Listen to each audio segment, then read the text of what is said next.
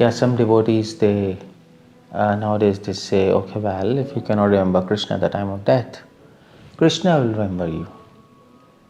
And so you don't have to be so serious in devotion. You can sort of be cool, take it easy, and things will work out.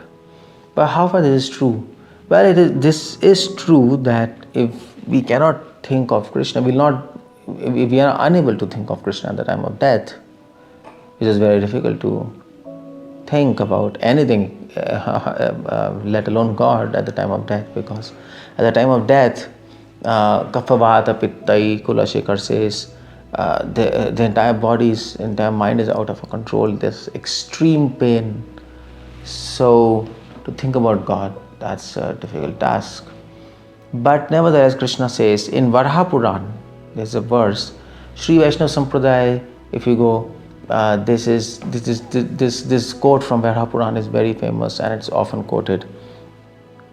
And there it is said, I'll just read it. It is said, Yadi vatadi doshena mad bhakto mam na cha smaret, aham smarami mad bhakta nayami paramam gatim.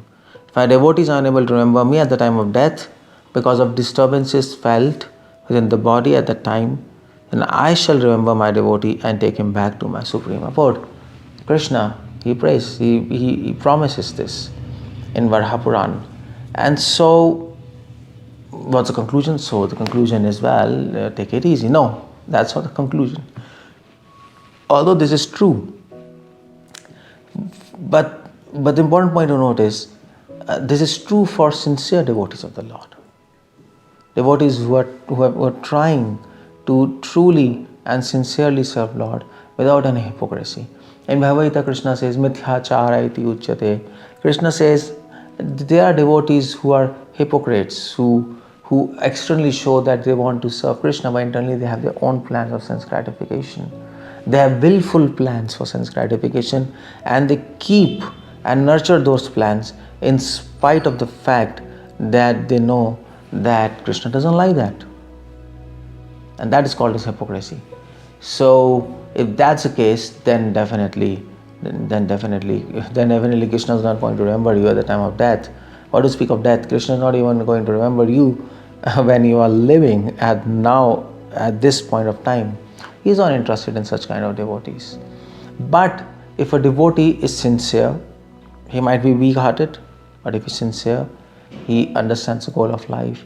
He is trying to purify himself, and he actually spends his entire life struggling with his mind and actually struggling to approach the supreme goal and trying to attain Krishna, and he dies. What happens? Obviously, his mind is not completely trained to think about Krishna, but Krishna will help. At that time, he will think about that devotee and help him to attain himself, or at least he will help him to get a good destination in the next life so that he can complete his mission and go back to Krishna. Like that. So this is true, this verse is true. But the idea is we cannot take advantage of this verse and keep it easy. That's not the point.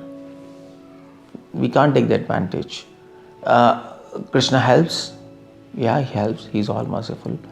But Srila Prabhupada says in many of his letters, he says, don't take advantage of the merciful nature of Krishna.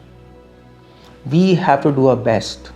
We have to practice in a way so that we are fully trained to think about Krishna at the time of death.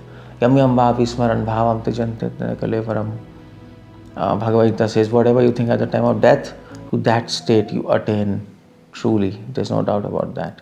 So let's train our mind by putting extraordinary efforts in our life, mighty efforts, purify our mind, think about Krishna, attain love of God, so that at the time of death we are able to think about Him spontaneously. That should be a goal. And if you set that goal, and if you are unable to achieve it due to some cause or whatever XYZ, then Krishna will help us and think about us at the time of death, and then He will complete our mission. He will help us to complete our journey. These kind of devotees, Krishna thinks at the time of death, who are Ananya Bhakta. Krishna says Ananya Bhakta, Ananya 𝗙blive buddhi. These terms Krishna uses in Bhagavad Gita, whose goal is one-pointed, focused. Ananya Bhakti, who doesn't have any other agenda in the life except pleasing Krishna, who knows that devotees who knows that the aim of life is love of Godhead, and all other aims of life are actually useless or insignificant.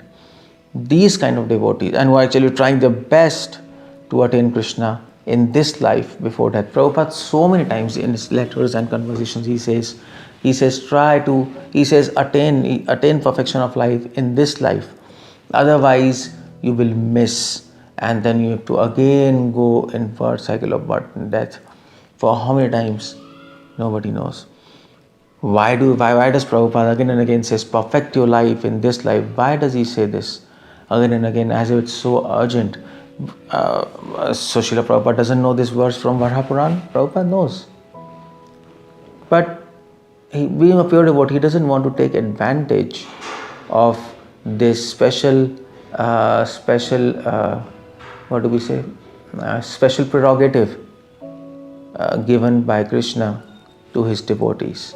And he's requesting, Srila Prabhupada requesting all his devotees to work hard and perfect their lives and then leave on Krishna.